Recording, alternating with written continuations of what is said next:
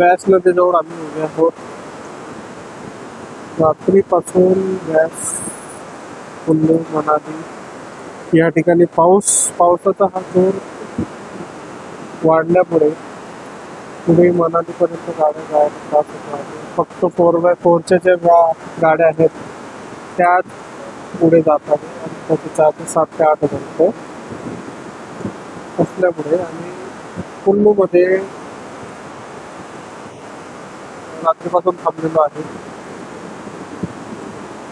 पावसाचं वातावरण असं बघितल्यामुळे असं वाटत नाही की हे काही चेंज होईल असं. व्यास नदी रात्रीपासून पावसाचा जोर वाढल्यामुळे खूप सारं पाणी हे वाढतच जात आहे आणि पुढे काय होईल याचा अंदाजा कोणालाच नाही येतो. वेदर रिपोर्टनुसार इथं बघितलं तर संध्याकाळी 6 वाजेनंतर पावसाचा हा जोर कमी होण्यास सुरुवात होईल आणि पुढे उद्या सकाळी आम्ही मनालीला जाण्याचा प्रयत्न करू.